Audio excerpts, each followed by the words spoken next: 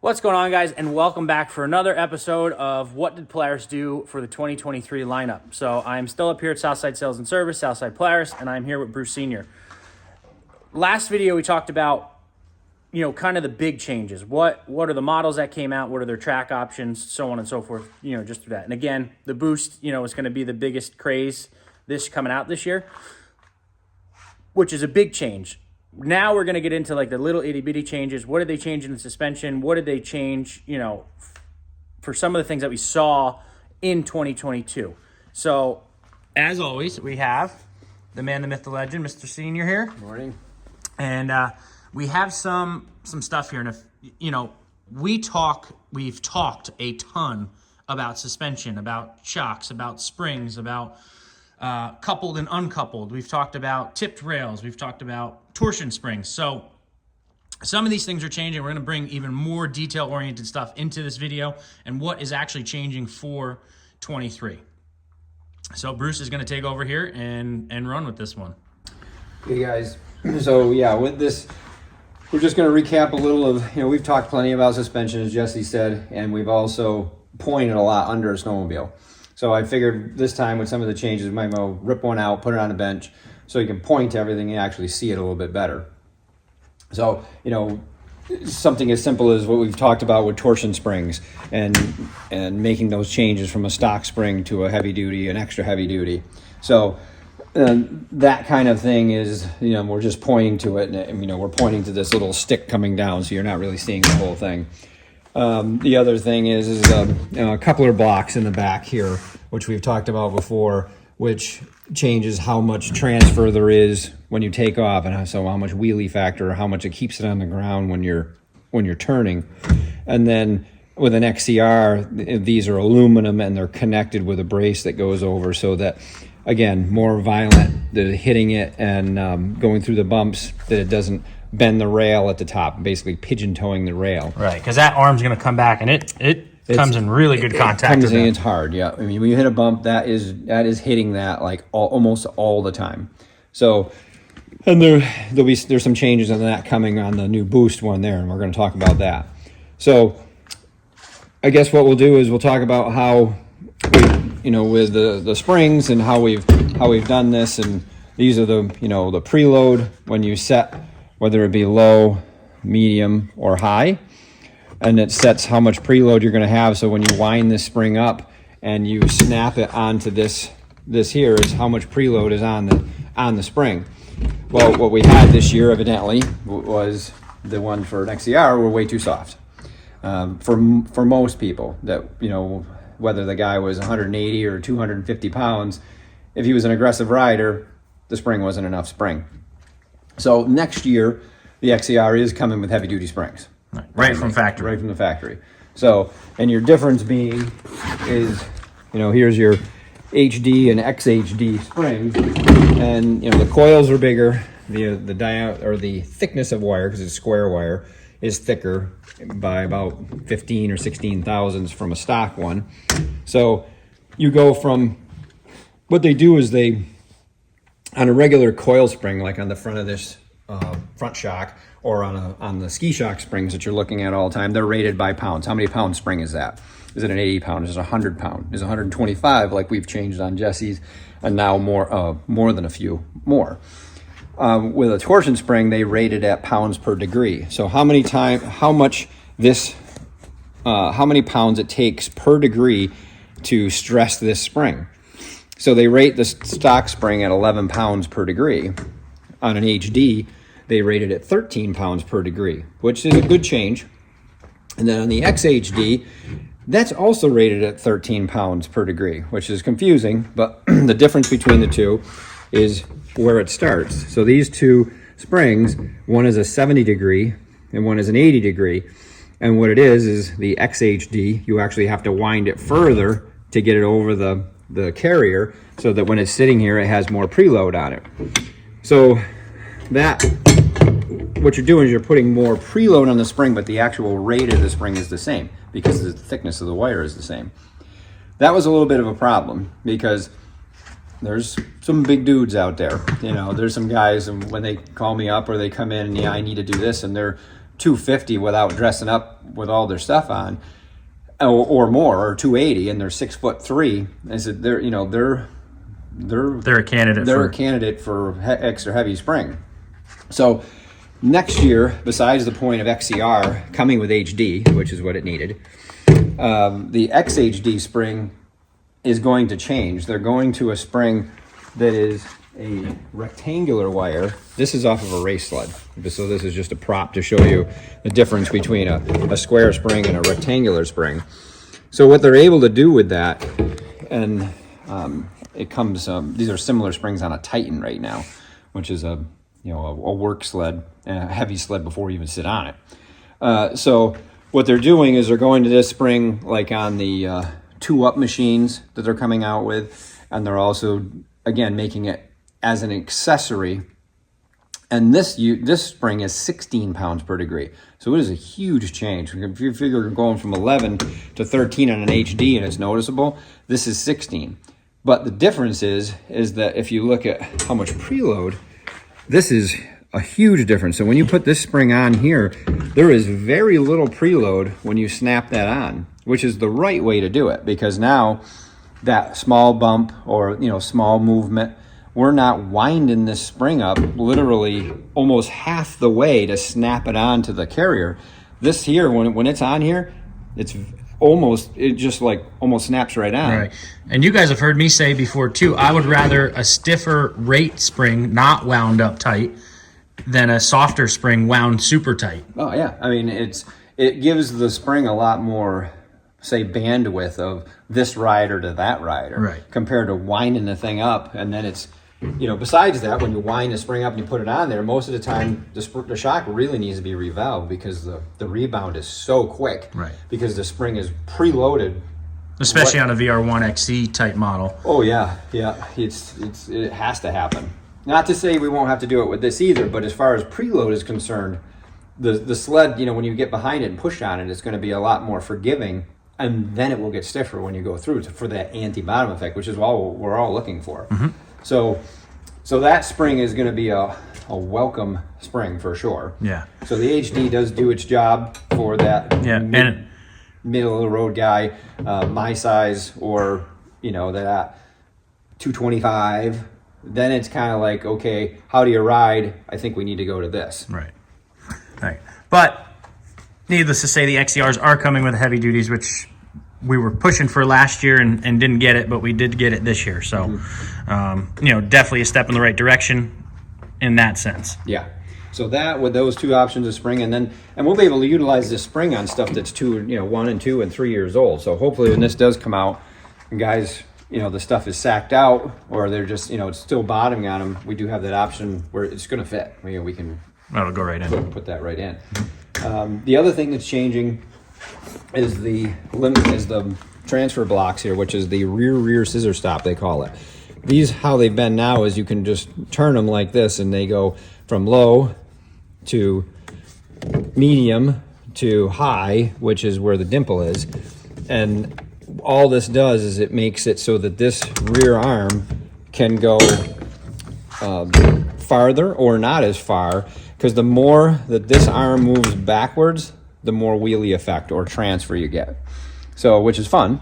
Right. It doesn't steer very well. Right. And this, I'm going to cut Bruce off here. So, and we talk about an Assault being uncoupled frequently. Mm-hmm. Well, they don't have these. Nope. That's not a thing. What it does, what an Assault has, is these shock rods here, which now pivot in a point at the bottom on this sled, which is kind of a solid point, but it just swings there, to an Assault where it's actually welded in right here, and the swing is off of this front torque arm. So when that front hits a bump and it starts compressing and moving this arm, it immediately moves this. So yes, it's not coupled per se because of these blocks, but it is working together. Correct. As soon as that front arm moves, these move. And the idea is that you're using 3 springs in the rear suspension, not one at any one time per se. So it. So yes, what I was getting at is if you have an Assault, you're not going to have these rear coupler blocks. Right. No, you're not. Those seem to be on the stiffer side, valving wise and all that, so it's worked out pretty well. And the spring options have been more, should I say, true to usage, because again, the unit's longer, it's got a longer wheelbase. It's not as susceptible to something that's shorter, and you don't have enough spring. Right. So what do we have for coupler blocks this year? Okay, so these coupler blocks have been, again, 100,000 change from low to medium, and then another 100 to go to high. So 100,000 isn't a lot. It's less than 1/8 of an inch. And so that's a less than 1/8 of an inch of how much movement this can move. And again, more this moves back, more wheelie, less steering, but more traction. When as soon as you get transfer, you get traction. Well, what they're doing with the boost unit is they're coming out with a new 4-position block that's here, and the lowest setting isn't quite as low as this, and then the highest setting is almost 200 thousandths more than the highest setting that's here, right? Like 250 thousand. So that's like from the highest setting of this to the highest setting, which will be on the boost, is going to be more than the change of all 3 of these that we've had combined, for years. Right. So you got to figure that this thing is going to come down like this, and it'll stop here. And because these are set in high right now. So you got to figure this thing's going to stop here. So that kind of change from here to here makes a huge difference of how stiff it is and how much less it doesn't rock back. Right. Which is what they're trying to do, because when I was on those sleds there, I don't know where those blocks were set because everything was stuffed with snow, but those things want to set back and take the skis off the ground. So what they're trying just keep going and keep going. So the idea is to get that thing so that this thing stops here, and then it goes forward, and goes forward. So it only picks the skis, that 6-8 inches off the ground. That's what that Assault even did, and you're just carrying them. Whereas if they didn't do that, I'm sure they did test it, and you had these blocks here, and this thing leans back, this thing would constantly be low for one. The tail would be right down, and you'd be rocking back and uncontrollable wheeling. Right. So that's going to be a big plus. And the other thing is that these are hard to turn, especially when they're all snowy. They are having a detent, spring-loaded detent, so you can reach in there. Again, when they're iced up, you're not going to be able to, but nonetheless, the ability to pull them, turn them, and lock them back in again is going to be much easier, so that you can be like, okay, this is where I like it when I'm riding, and then this is where I like it when I just get down to the lake and I want to go across the lake, and I don't want to be looking at the sky.